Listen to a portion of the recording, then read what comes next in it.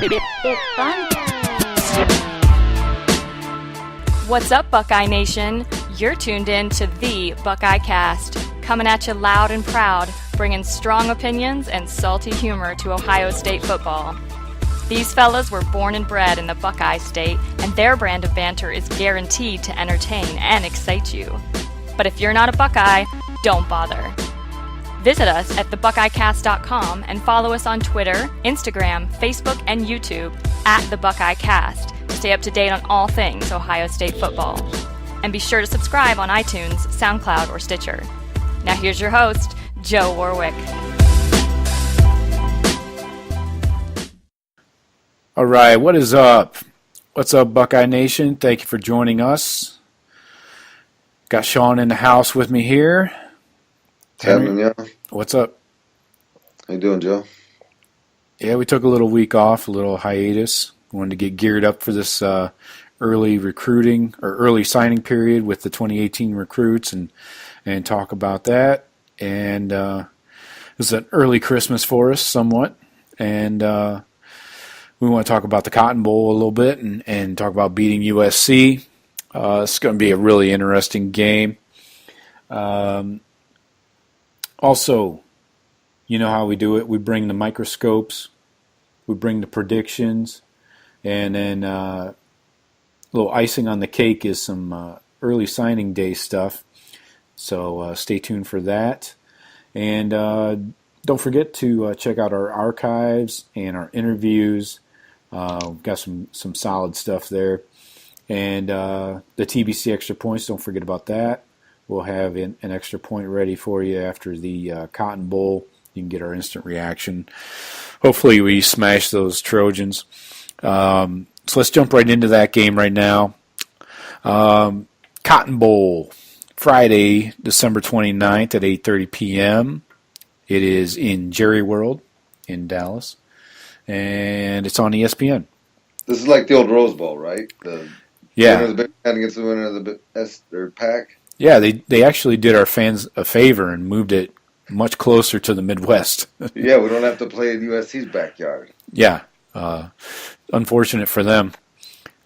They almost had us in the Fiesta Bowl against USC, but they decided we'd been there too many times lately. So, whatever. Columbus just moved a little further east. So let's get into this game and talk. We'll break it down and talk about what we think USC does well and some of their playmakers and how the Buckeyes are going to counter that. So we all know about Sam Darnold, and he's been talked about for a couple of years now. Going to be a first-round pick, could be the number one overall. So Browns fans, you could be seeing your future in this game. Sam Darnold to Cleveland. Yeah. And so this Sam Darnold kid's good. He's solid. He's a playmaker. I think he's put that team on his shoulders the last two seasons, honestly. They have a lot of playmakers around the edges, but they're not a power run team like an SEC team or a Big Ten team. They're gonna try and attack you on the edges with their fast guys. Darnold, well, go ahead. They better do it quickly because that's. I agree with you 100%. Mm-hmm. We can dominate them up the middle. They got some quick guys. They got some athletes, but our D line should just destroy any rhythm they get going. They definitely haven't faced a D line like ours, and the closest thing would have been Notre Dame earlier in the year, and Notre Dame gave them fits. So, I think our D line is gonna be a surprise when we roll them out on the field. I think SC hasn't seen anything like the depth and just the quality of the athletes. So Darnold he's one of those guys that's successful in college football when the play breaks down. When you get some pressure on him and he has to be flushed out of the pocket and find somebody downfield or just take off and run with it. He's got a great arm, NFL arm for sure, can make all the throws, and he's accurate. what I like about him, at least from a Buckeye standpoint, is he's one of those guys that says he needs to get hit before he feels like he's in the game. And I'm sure the Buckeye defense will be more than happy to oblige with that. You think? Yeah. So we'll see if he gets up after getting smacked. I think he's gonna, he better go watch that Indiana game and that Baker Mayfield. You better get rid of the ball quickly. Yeah. You don't want Bosa coming off the edge screaming down your fucking neck, dude. Things end badly. But yeah, right along what you're saying, I see they run a lot of. I think they'll run a lot of 3-step drop like Indiana did. Get rid of the ball, snap it, get it out of the quarterback's hands quickly, get it to the playmakers outside like we talked about. But he needs protection if they're going to be successful. If our D-line gets their hands up, knocks balls down, gets a push up the middle or on the edges, I think he's in for a long fucking day. And I don't see how their O-line is going to withstand the quality and depth of our D-line. I think that's where it's won and lost. Yeah, I think they're in big trouble on the line. Like I said, teams have put together pretty good game plans against us. So, to kind of neutralize that advantage that we have. And if Baker stays awake, and our guys on the outside can make the plays, then we can handle it. But they've got to step up in those situations. Yeah, this is not going to be a Wisconsin-style game plan. This is going to be much different. So I know Baker had the awesome game in the Big Ten championship, but this is a different monster, and I hope he shows up. He didn't show up well in the Indiana game, as we all know, and the Oklahoma game for that matter. Most of the season, for that matter. Yeah. 12 or 13 weeks. So they do have an NFL running back, Ronald Jones. So they like to run him in some zone schemes and let him find some yardage up the middle once in a while. But I really don't think they're going to be attacking us up the middle at all. I think that's a recipe for disaster for their offense. I do too. Again, I heard from the beginning of the season, before it even started, that Sam Darnold's all this, all that. I mean, it was his Heisman to lose. Yeah. He fell out of contention pretty quick, frankly. And because they said, look, the O-line out there sucks. Mm-hmm. And so they're not going to be able to run it down our throat. There's no way. And that kid does got some good numbers, especially in the touchdown department.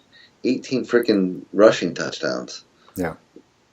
That's solid. So, but he's no Baker Mayfield. Even though he has those 18 rushing touchdowns, he's not as elusive as Mayfield. So, flipping it over to the other side of the ball, this USC defense is just your typical Pac-12 defense. Strong, skill guys on the outside, but again, nothing up the middle that's worth worrying about. Not a lot of depth. Marshmallows. Exactly, yeah. Especially the kind that gets stale on the outside and mushy in the middle. So basically we're looking at our skill guys versus their skill guys. That's the kind of D they run. No tricks, no heavy blitzing. This is not a Michigan defense with Dr. Blitz or whatever the fuck his nickname is. So they just sit back and rely on their athletes to make plays and make turnovers. So I'm trying to think of a defense in the Big Ten that this resembles, and we don't really have one. No, I mean, they're starting to get there. They're starting to get the players back, it seems. That might get tougher for them now that they got Chip Kelly across town coming years. But we'll see. They're starting to get the dudes again. I don't feel they're quite there yet. I agree. I don't know. I expect them, with all the skilled athletes, to take a heavy dose of Weber and Dobbins to the tune of like 300 plus. Yeah. So on looking at it from the Buckeye offense standpoint, I think this is a lot like the Big Ten championship game where it's heavy dose JK, JT. Hopefully Weber gets in the mix. We missed him in the Big Ten championship game. And then probably mix in some play action passing as well. So defense, like I said, quick step drops, 3-step, and get the ball out. And then their running game on the edges. Then on offense, our game plan is just run the fucking ball down their throats. Those skill guys aren't going to be worth anything if they're getting run over. Yeah, those are the guys, they're not used to it out there in the pack. They're going to get tired of tackling running back. Yeah. Stanford, it would be a close example of a power run team out there, and they gave I guess. They gave them a lot of trouble. So did they? Yeah. Yeah, I feel really confident about this game. Maybe that's a bad omen. I don't know.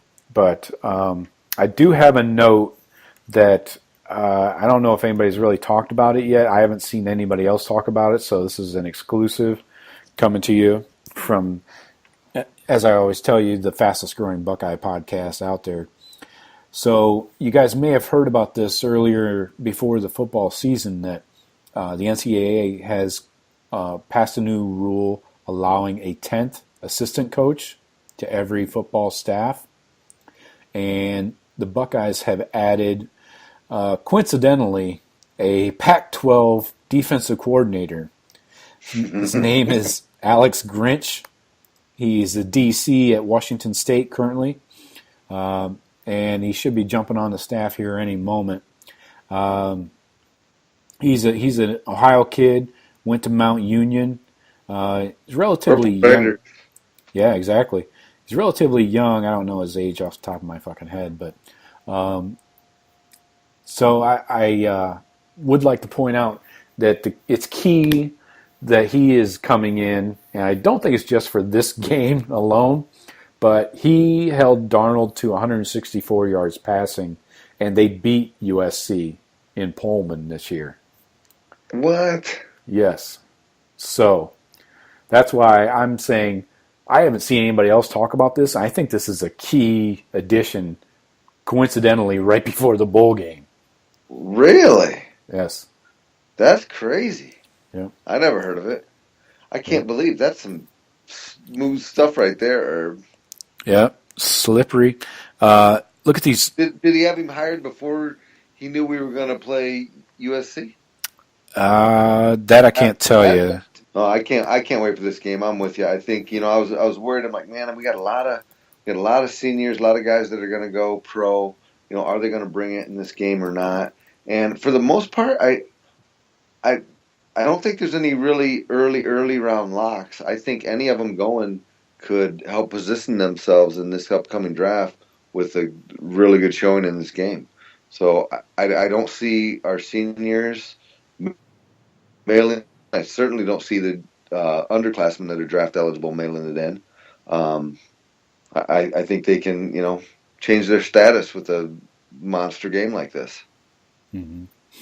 Okay, so the rumors came about 5 days ago that they were looking to reportedly add Grinch to the staff. So that was well after the bowl announcement. Just don't outthink yourself, or we're going to smash USC. Yeah, even more so now. Look at these numbers. Let me read off a couple stats to you from that Washington State game. He held USC's offense to 2 of 11 on third downs. That's not good.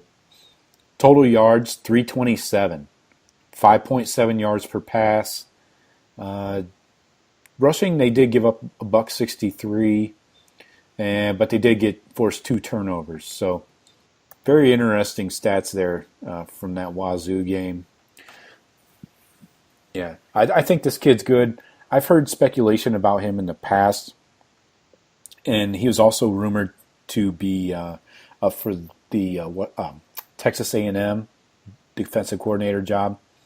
So, yeah. Well, so it's basically by us bringing him in, and like you said, maybe not just for this game, is he basically heir apparent to Shiano, so we all know Shiano's going to go soon. I guess he's staying this year, but he'll be, after this year, he's going to be gone. Well, he should have been gone And this year. oh, I know. But But is he staying now for sure? That's done, or what's the deal with that? I haven't heard anything as far as how long he's staying. I don't know where he's at in those 2-year contracts that they signed with Herb. So I thought that was just a gentleman's agreement. I think that I think that's a legit contract though. I don't know what the details are. Maybe it is just a gentleman's agreement, but I haven't seen anybody break it yet. I don't think. Yeah, no one has. So, I think this But guy Shiano's been here for 2 now. right. So I don't know if he started a new 2-year agreement or if he's on 1-to-1s, 1-year contracts. So I would imagine this guy is going to take a back seat to Shiano. I mean, that's got to be obvious, right? I mean, Shiano's probably got 20 more years experience than the Grinch. So maybe they'll make him a, co-defensive coordinator, but not exactly not equals, codependent or whatever. Maybe a position coach. I wouldn't be brokenhearted if they maybe moved Billy Davis out. But anyway, he's an extra coach anyways, so maybe they give him some other mop-up duties. I don't know. I just saw the quarterbacks coach Day. Yeah. What about him? I think I just read somewhere that did he sign another contract with us? I believe so. I don't know what SEC job he almost got, but Herb said today that he had an offer from an SEC school.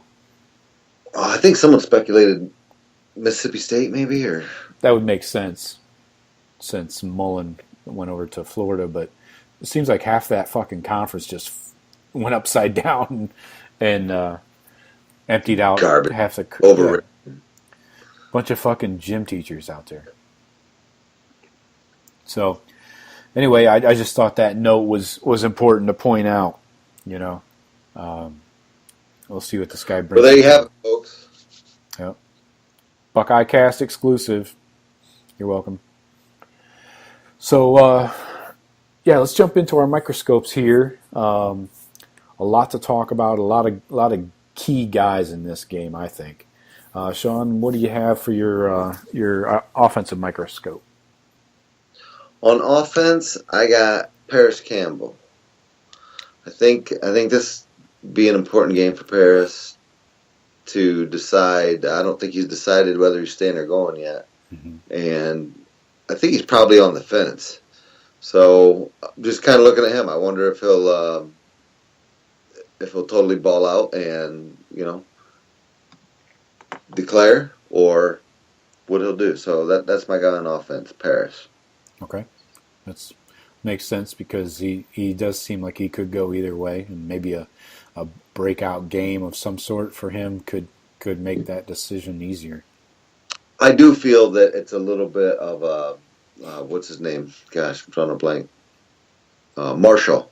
I think another year would do Paris Campbell wonders. Yep. But he could certainly play at the next level. So I kind of got my eye on him.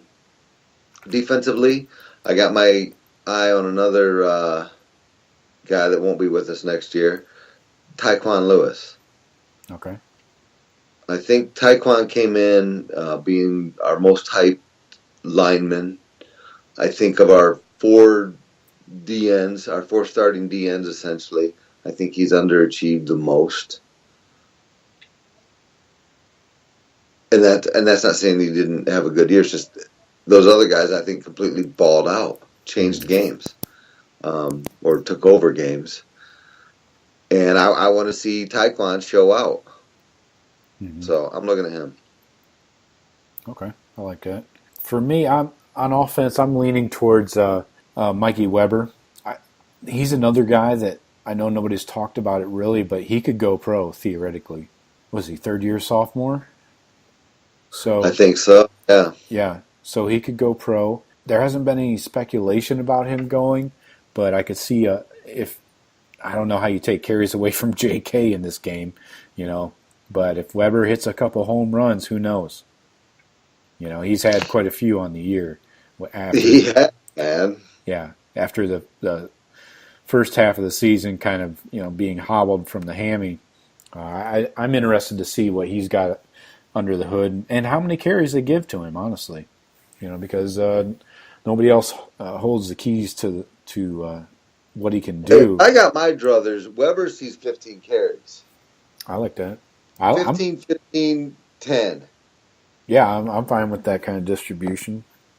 JT's back to normal with his knee, so I wonder if they'll run him 30 times just to finally wear that knee out. Just completely break it down, man. It's your last game. How many times are you going to run him? Right. 19. Run him another 19 times? Jeez. Leave it all on the fucking field. So, yeah, I'm fine with that distribution. So on defense, I'm going to go with our guy in the middle, Tough Borland.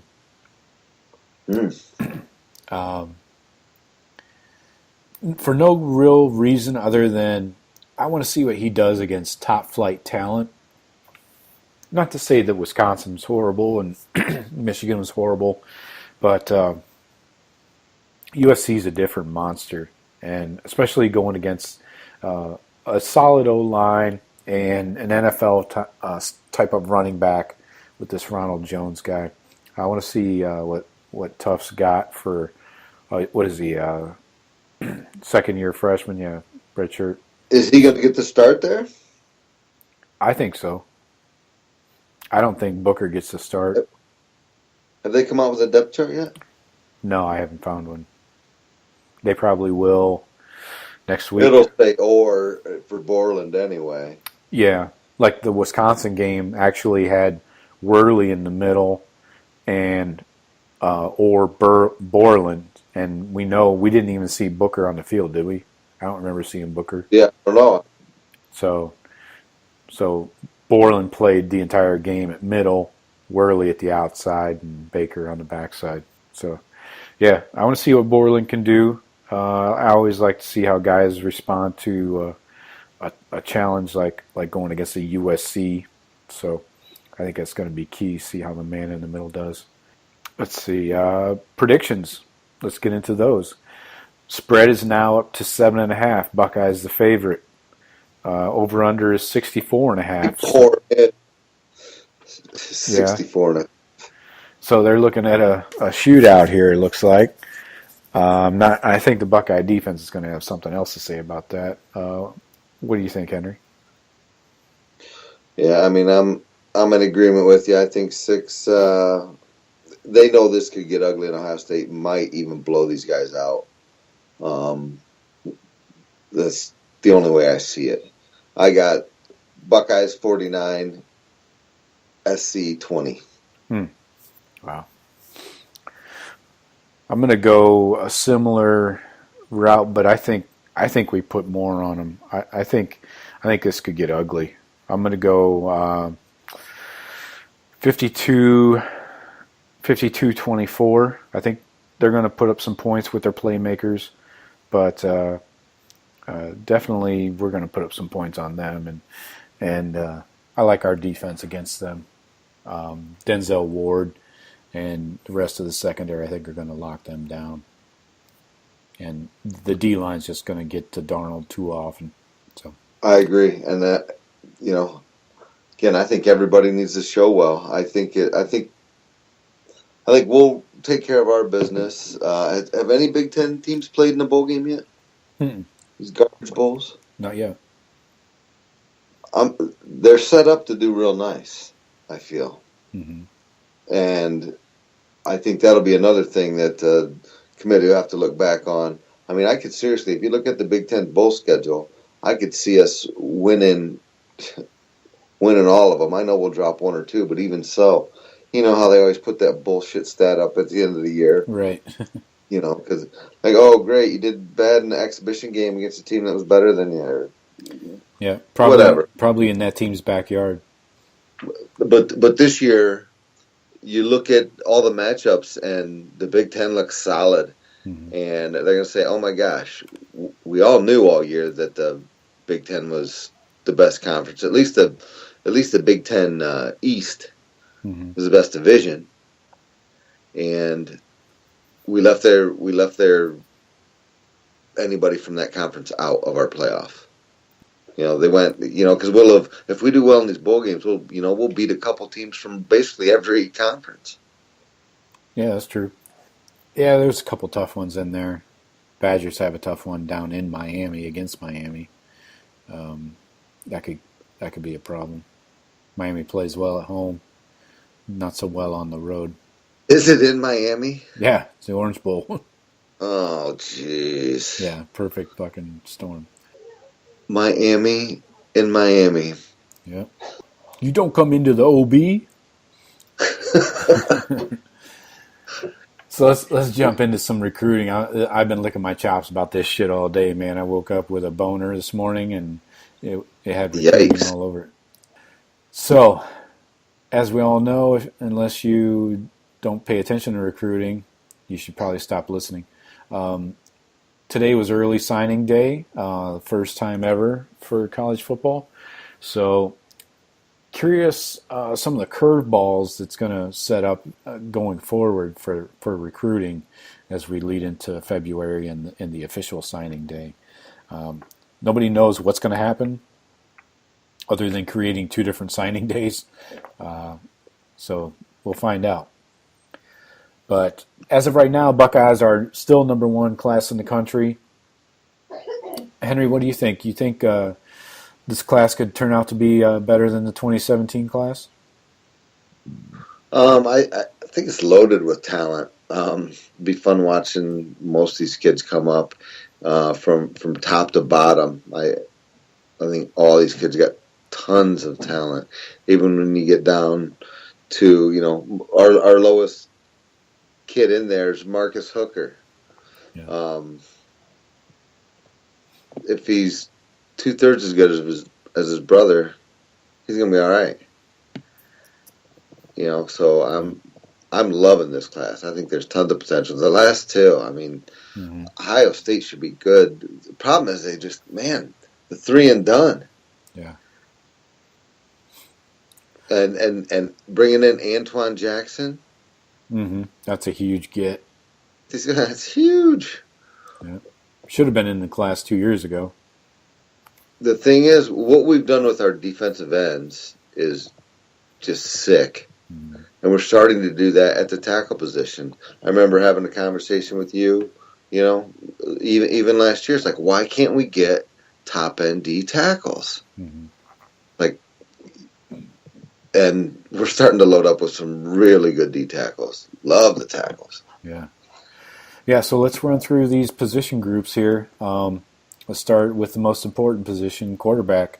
As you all know, most of us that follow recruiting anyway, Emory Jones has been nothing short of a drama queen here for a few months now. He's taken a handful of visits to Bama throughout the year. Now, recently, just a week or two ago, took visits to Florida and Florida State in the same weekend. And today committed to Florida. So, never actually decommitted from Ohio State, by the way. So, kind of a fuck you, in my opinion. Commits to Florida. That's fine. Dan Mullen is the new coach there, and he likes the dual threat quarterback, of course. So with JT leaving, that opens up some room in the quarterback room.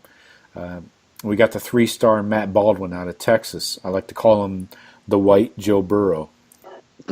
Boom, boom.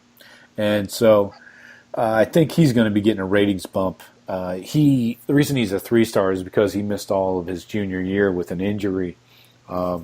So he has his team in the Texas, I believe it's 6A division championship. I believe it's this weekend. Geez, they played football into Christmas in Texas. Gotta love Texas. Right, and Well, Florida just finished theirs, last week or 2 weeks ago? Dr. Phillips won that one over in Orlando. But, so yeah, I think Matt Baldwin's going to be a 4-star before it's all said and done. But he's a pro. He's listed as a pro style. Yeah, he is a pro style, but he can run. I've seen his tape. He can run when called upon. It's just I think the offense that they run at his high school. He actually comes from the same high school as Baker Mayfield, and who was that quarterback from Vatech that beat us in Columbus? I forgot. Brewer. Brewer? Or Bruce? Yes, Brewer. Brewer. Yeah, he's from the same high school in Texas. So they crank some out. And so I think we'll be fine with him. I'm glad that the Buckeyes didn't hang around and wait to see what Emory Jones decided. The writing was on the wall with him, I think. And if they like him, so do I. Yeah. I'd love to stop running it so much with the quarterback, frankly. I mean, I don't want to completely give it up, but I'd like it to evolve. Right.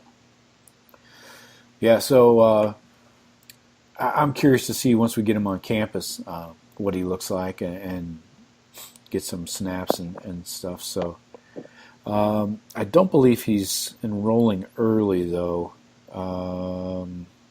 Big deal. No. He's not kidding me. Yeah, so no big deal. Moving to running back and H-backs.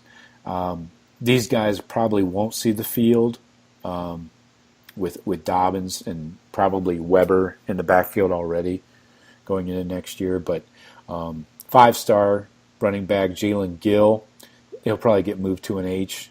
Needs to put on some weight, but I like this kid. Got written all over him. He's Curtis Samuel. Yeah, I love this kid. His tape is awesome, too. And 4-star running back Brian Snead from nearby Tampa. This kid, I like this kid, the way he goes about his business. Didn't say shit all season long. Hasn't done any media. Hasn't even... He was the first commitment of this class over a year ago at, I believe it was Friday Night Lights or something, and committed and then shut it down immediately. Did not even talk to other schools. Didn't do any talking at all, honestly. Nice. Yeah, so committed in the class. Where's Sefner? It's just like east of Tampa, off of I-4. I driving to Orlando from St. Pete. I go past that Armwood High School on I-4 all the time. But yeah, you know what? I mean, I think that kid, whoever gets dinged up a lot, I think there'll be a bunch of blowouts. I could see a Snead or, I don't know, you get into him next, Master Teague, getting some carries this year or next year. Yeah, well, they'd have to jump over. Especially if they're enrolling early. Mm-hmm. Right. Let me see which ones. Master Teague is enrolling early, and I don't think Snead is. No, just Master Teague. So he'll have a little bit of a jump start on Snead. But yeah, that's a good point. He just will have to leap over Antonio Williams, which may not be too tough. So anyway, I like the backfield haul in this class. 2 4-stars. What year is Antonio Williams? Oh boy, it's got to be his 3rd year, right? Going into his 3rd year. I think it was a sophomore last year. Nice. Got an H and 2 running backs in there. Wide receivers. We don't know what's going on with the current crew. Everyone theoretically could return and probably should for their own benefit. But McLaurin kind of left the door open in interviews recently. So he's not committed either way. There's always one of those surprise guys, it seems like now, every year. Last year it was Noah Brown. The year before it was Jalen Marshall, Devin Smith. These guys that you're not sure where they're getting their info from, but they end up being either a super late draft pick or a free agent.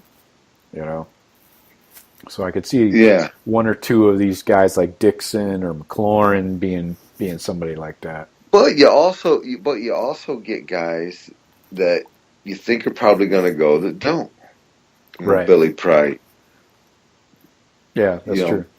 Yeah, and we still don't know what's going on with Trayvon Grimes. Herb has left the door open that he's still on the team, and he's finishing his classes this semester online, and who knows what's going to happen going into this next semester. I would assume he would have to show up on campus this next semester in order for Herb to say, okay, you're on the team officially going forward. But if you leave again, I don't see how you can keep him. I don't know. I think Herb's pretty tight with that Grimes and his family. Mm-hmm. And that's fine. That's respectable. But you can only do so much, for keeping that slot open for Grimes for somebody that's not even on campus is really hard to do for like a full calendar year. Yeah, no, I don't disagree. But what's going on with that? I mean, didn't he have some family? Yeah, family health issue is all they'll say. Nobody's done any digging on it, so that's all we know. Don't know if the issue has resolved itself or what, So. It just depends on what it was, If his mom died or something crazy. Yeah. I give the kid some. You would think we would have heard about that, through social media and everything. There would have been something out there to that effect, but I wouldn't be a bit surprised. I think it makes sense for him to transfer to a Florida school so he can be closer to home. Oh, and play. Yeah. Where is Aquinas? Lauderdale. So I could see him transferring down there to Boca, FAU, FIU, whatever. Play for Lane Kiffin.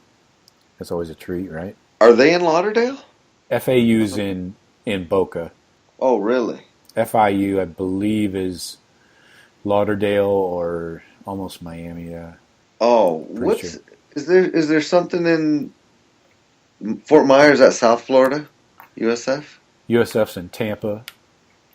Oh, that's something in Eckerd College is in Fort Myers. Never heard of it. Yeah. They probably play like an SEC school every year. Yeah. See. Bama knows who they are. And the rest of the wide receiver haul here is 4-star Cameron Babb out of St. Louis. His teammate, this is kind of weird, 4-star Cameron Brown, spelled differently, the Cameron. And then my boy Blue, 4-star LaChristian Blue Smith, the big dog, coming in at 6'6". Nice. I think he's got tight end written all over him. So currently a receiver, though. You imagine being a corner in high school going up against a fucking 6'6" receiver? Oh, fuck. That's not even fair. It's not. With a decent quarterback. Yeah, no, that would be... I don't know much about that last guy, the teammate. Yeah, he's a new flip from Nebraska. So, yeah, they both played it in St. Louis together. So they're both from like Christian Brothers. Is that kind of like an IMG maybe? Or I'm not sure. I wonder if that is... I don't recall Zeke's high school. I don't think it's the same. No, I'm pretty sure it's not. Okay. But somehow we got a foothold into St. Louis. We do all right in St. Louis. St. Louis. Yeah, you can find me in St. Louis. Tight ends. Marcus Ball's gone, graduated. And we just learned this week that A.J. Alexander his football career is over due to a medical issue, and he'll be on a medical scholarship. And then we just had a transfer. Who the fuck was that? Oh, yeah, Kier Hawkins. He's going to play like Akron or something, right? He's going to Youngstown. He was a 2016 recruit. So anyway, so we've lost 3 tight ends. Baugh, the starter, A.J. Alexander due to a medical issue, and then Kier Hawkins is a transfer. Not sure what the reason for the transfer was, but anyway. But we got the big dog, one of the best tight ends in the country, in 4-star Jeremy Ruckert. This kid's a monster. I think he's going to show up huge. I'm curious to see if they can get him on the field as a freshman. That would be interesting. Is he coming early? I believe so. I believe he's an early... No, he's not. My bad. No. So, probably won't see the field. Anyway, I like the way his tape looks. I think Herb said he was one of the best prospects he's ever seen. Oh, yeah. Yeah, Herb said that. O-line, obviously we're losing Price and Jamarco. 5-star tackle Jackson Carman, announced to Clemson today, was another fucking diva through the entire process. I don't know. Might have been better off. He also was one of the people mouthing off early in the year about playing Haskins over JT. Yeah, it's a shame. Well, to each their own. I wish him well. But yeah. I seriously thought we had him. And I hope it didn't keep us from reaching out to other guys, too. Yeah, you got to think that we kept in touch with some people. But we already had 4-star tackle Max Ray in the fold. I believe he is an early enrollee. Yeah. From Tennessee, and also 4-star center Matthew Jones. He is also a early enrollee. He's from Erasmus Hall out in Brooklyn, same school as Curtis Samuel. Love that Erasmus Hall. Yeah. Didn't we get someone else? Went? Is Jason Went from there? Yeah, he might have been from the same school, yeah. Representing. Yeah. Yeah, moving over to the defense here. This has been the biggest seesaw. Talk about drama queens. Jesus Christ. The DNs. What a clusterfuck this has been for us. Oh, jeez. I don't know where to start even. I got like a dozen bullet points about these fuckers. So, as we all know, basically, to start off, we need 2 DNs. We're losing 3 DNs. Tyquan, Jalen Holmes, and probably Hubbard. It'd be shocking if Hubbard comes back. I don't know why he would. 3 stud DNs. Exactly. So, we had Brenton Cox, a 5-star committed, up until just a couple weeks ago. Georgia kid, just committed to Georgia today. So that's a swift kick in the nuts for us. Obviously, you go into an early signing period, you think you got a guy locked up, and he all of a sudden changes his mind with 2 weeks to go, and you're like, what the fuck do we do now? And then the Larry Johnson retirement rumors don't help. Those fires have been flamed by what's his name, Franklin over at Penn State, and everybody else down south. They've been stoking those flames. You know what, though? I mean, even if they want to stoke those flames, it's Ohio State and Urban Meyer. Who do you think he's going to bring in? Some bum? Right. He's going to bring in a guy that he trusts that he can develop you. Right. Yeah, and just people don't like to hear the word, change. So, especially, I'm sure Larry Johnson has been putting in so much work for the last 2 years on these kids. You know, you don't want to pull the rug out from under him with 2 weeks. Thing is, he's doing the best job of his entire career. He Because is. if you're going to leave on a high. Yeah, that's fair to say. I agree. The rumors haven't helped. And then just this week we learned that on the Micah Parsons official visit, which was the weekend of the Oklahoma game, we had a minor recruiting violation where whoever was taking him on the fucking tour allowed him to be photographed on the ESPN game day set with Kirk Herbstreit and Eddie George. So that's something that the recruiting coordinator should have known was a no-no. That's their business. That's their job. And they allowed him to be photographed. And so Ohio State kind of self-imposed punishment and chose as their punishment to not recruit Parsons anymore. Yeah, but it was pretty easy to do after he was on the sideline tweeting his shit out with Jackson Carman. I agree 100%, and I think the combination of those two things made it look good, to Ohio State. I agree, and also there's also some off-the-field issues with Parsons and his friends and some of the people he hangs out with. So he's probably better off somewhere else. I wouldn't want the kid in Columbus, honestly. He belongs in somebody else. I'm fine if you're tweeting out on our sideline on a visit. All right. Yeah. So anyway, let's get on to the good news in the DN section. Tyreek Smith, he's become a late Buckeye lean out of Cleveland. He'll be announcing January 4th at the Under Armour All-Star Game. Crystal balls have been flooding in for him the last few days, so that's good news. He's a 4-star. The other guy I like is another 4-star, Jason Oweh. He's down to Penn State and Ohio State. Again, also announcing January 4th at the Under Armour game. So I'd be more than happy if we take those two guys.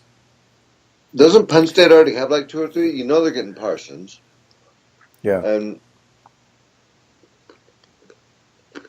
there's spots at Ohio State. I don't know why you don't take them. Yeah, I think that James Franklin's been working these kids for a while, and they're just now getting turned back on to Ohio State, And again, there's another one, Tyler Friday. It's down to us versus Michigan for him, and he's been a heavy Michigan lean for a while.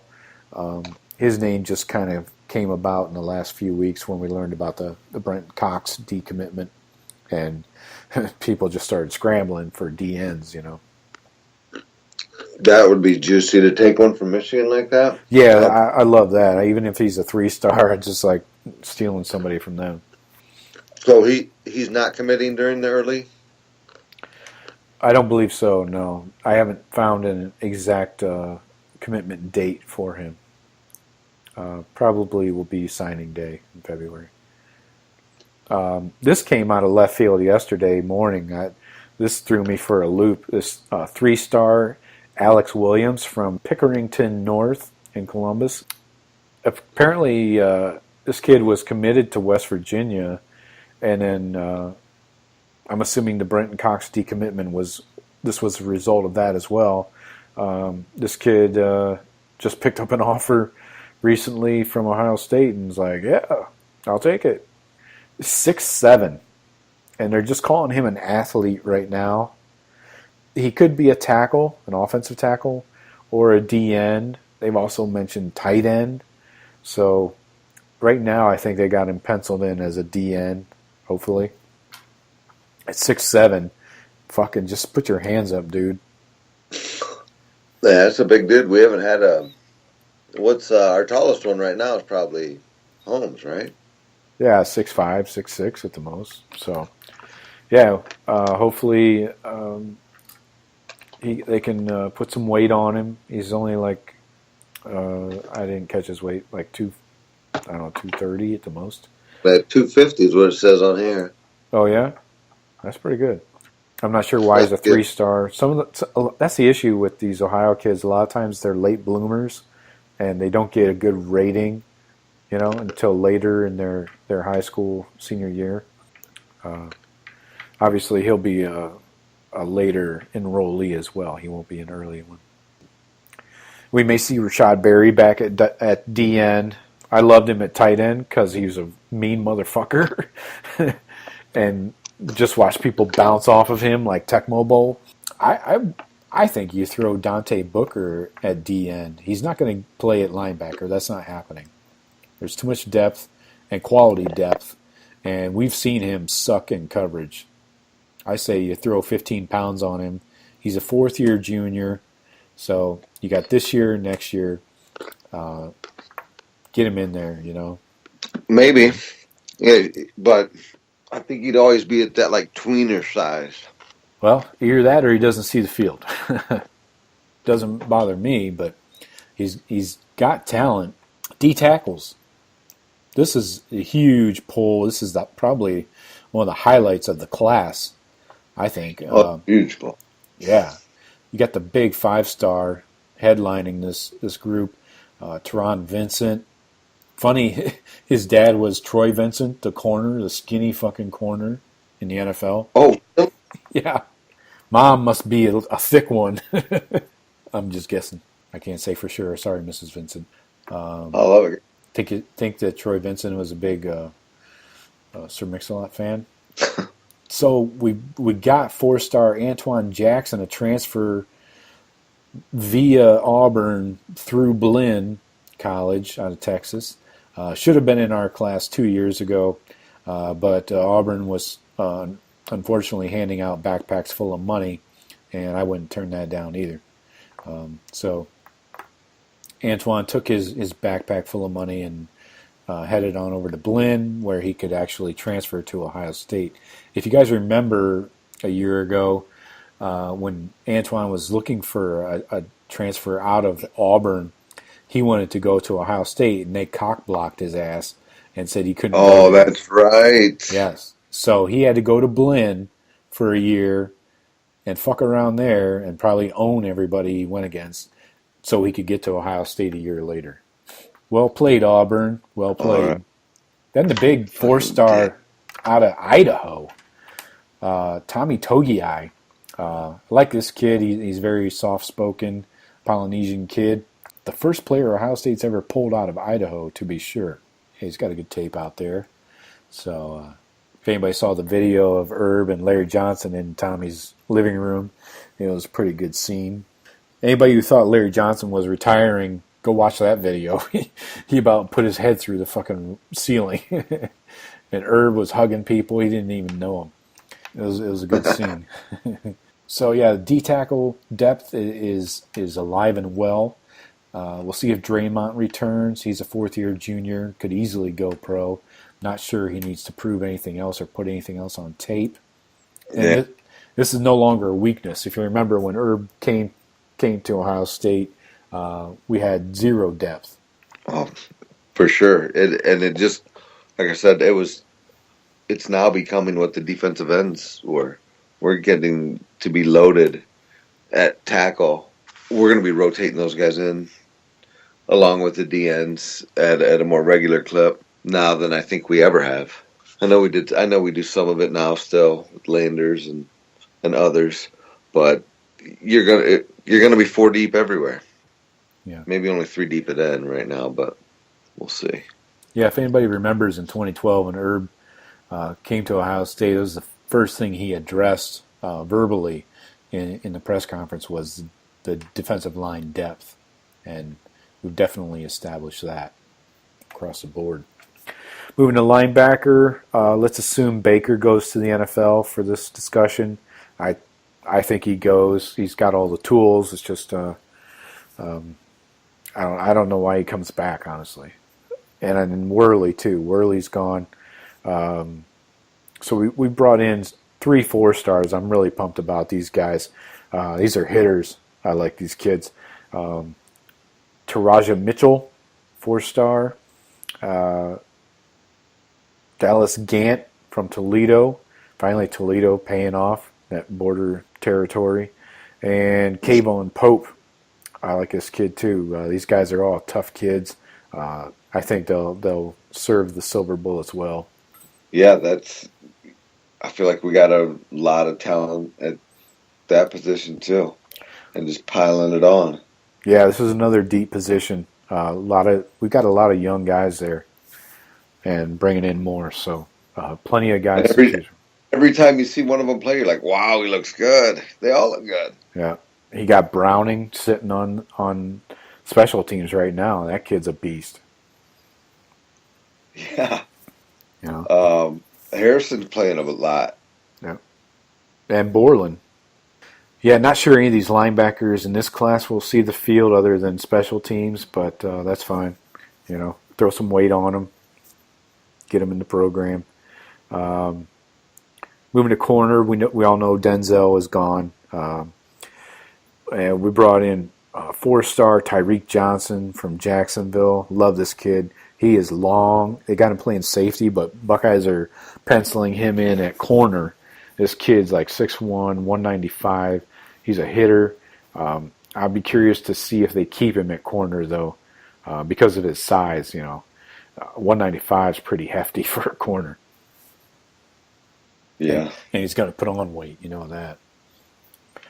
And the other kid was 4-star corner 7 Banks out of Orlando. He was low rated. He just got a 4-star bump. He was low rated prior to that because he had an injury his junior year. But he's back. I think he played his entire senior season and got the 4th star. So 7 Banks. Yeah, I like his kid. He's got some swag to him, of course. Like any Florida kid, right? Safety. We know Damon Webb's gone. We got 4-star Josh Proctor. He is not signing early. I believe he will be signing in February. I don't think he's waiting for one of the All-Star games or anything. He's out of Oklahoma. Not sure what the reason he's holding out for, but he's signing in February. On 247, it's got him signed. Oh, really? Okay. Land of 10 has him not signing during the early signing period. I think he's ours, though. I think I read something about Urban, or maybe you sent me a tweet or something on how much they focused on getting this kid because they really wanted him. Mm-hmm. And to pull a kid out of Oklahoma right now, that's good work right there. Does he have a legacy at Ohio State or something? No, I don't think there's any connection. Huh. Yeah, good for us. I like that kid. Yeah, I see him signed here. That's unusual. Anyway, so yeah, he's in. And then we got 3-star Marcus Hooker. As we all know, the Hooker last name is no stranger to Ohio State. Coming in at safety, I think he plays corner right now in high school, or did. But they're penciling him in at safety, so that'll be interesting. The other wild card is Jaden Woodbay, who is announcing right this second from Los Angeles, California. And I can tell you he has committed to... Put the hat on. He got a hat. He's at Rancho Cucamonga. Why is it Rancho Cucamonga? I don't know. I'm streaming it right now. He's not wearing a hat yet, so maybe they're still waiting for something. I thought he was committing at 8:30. I don't want him. Yeah, if you're going to say 8:30 and then drama queen that thing out, just stay out there. Fine with it. Unless you choose Ohio State, then welcome aboard. Huh. He's a guy that we had for a long, long time, right? Yeah, he was one of the first commits. Yeah. But anyway, we're going to assume that he's committing elsewhere. There's been a lot of crystal balls coming in for Florida State. I think he stays in California and goes to USC.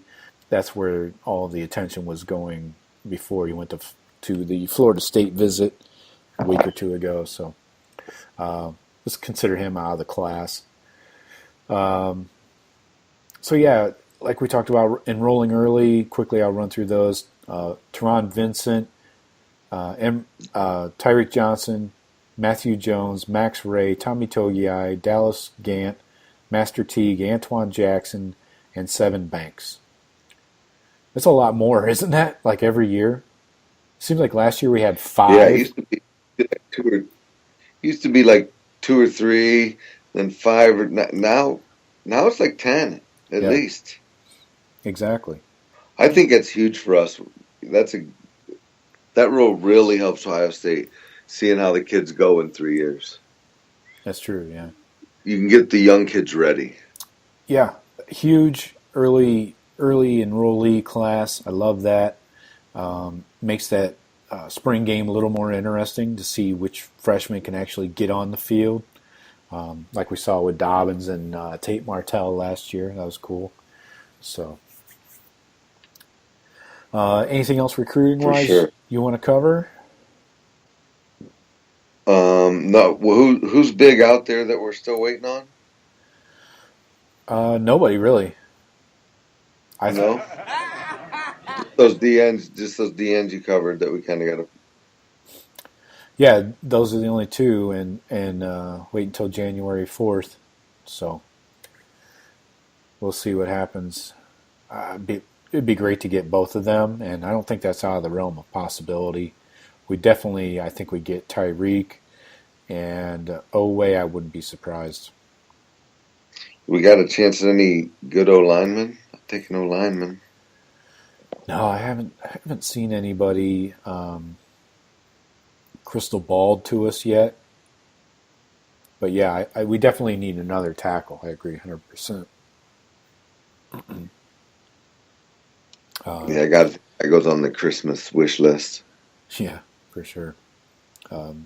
They were in on a kid from here in Tampa, Nicholas Petit Ferrer.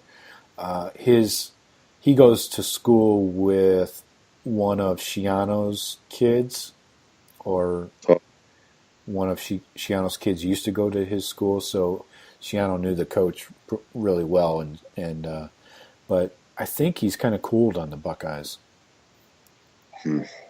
He was somebody that we talked about a lot earlier, but I think has leaned elsewhere. Yeah, it looks like they got him leaning towards Florida right now. Yeah. Yeah, there's not much else out there, tackle-wise. Kind of a thin class, it looks like. So. Well, I just wonder if you can flip somebody. Mm-hmm. Maybe you count both DNs and then, I don't know, probably another receiver or a couple O-linemen. I say you take some O-linemen that you might be 3 stars, but you think you can develop. There's got to be some hidden gems out there that are going to go to Kentucky or somewhere else. Mm-hmm. That may not be your first choice, but there's potential. Yeah, we'll see how the next couple of days shake out for everyone else. I don't think we're going to see much action for the rest of this early signing period. And then January will be the next big highlight moment for us. So let's look forward to the game. Go Bucks and smash some Trojans. Yeah, we got this. I think it's going to be a long day for USC playing a team out of their backyard. Yeah, and we've been to Dallas before. We don't have a great history with these guys. They always seem to find a way. Yeah, we have a good history in Jerry World, so I like our chances. For sure. Take the Buckeyes in the over. Yeah.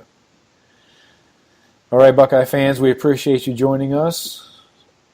Like I always say, this is the fastest growing Buckeye podcast out there. We almost hit 700 downloads last month, Henry. You believe that? 700? 700 for November. We almost hit it. 695. I was going to send the 700th person. I was going to send the 700th person a $20 bill, but didn't work out. Spread the word. That's right. So as you know, hit us up on all social media at the Buckeye Cast. and hit the website, thebuckeyecast.com. All of our tweets are up there, by the way. Our Twitter account is constantly updating automatically up there on the homepage. You can go there right now, listen to this awesome podcast, watch the Big Ten Championship game, and read our Twitter account all at the same time on one page. You don't have to click or anything. It's pretty sweet. Before you go, did Woodbay make a decision? No, he's still yelling at the camera. Classic.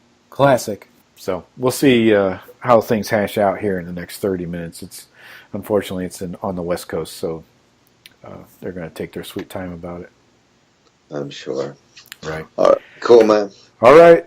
Good talking to you, Henry. Thank you, Buckeye fans, and we will hit you up after the game. And I think we're going to dig into a good, hard recruiting show, probably January or February, and we'll dig into each player and talk about their strengths and weaknesses. How's that sound? Awesome. Perfect. All right. We'll talk to you later, Henry. Have a good Christmas if I don't talk to you before then, and happy holidays, folks. Yes, Merry Christmas. Happy New Year. Go Buckeyes. All right. Talk to you later, folks. Go Bucks. It's fun time.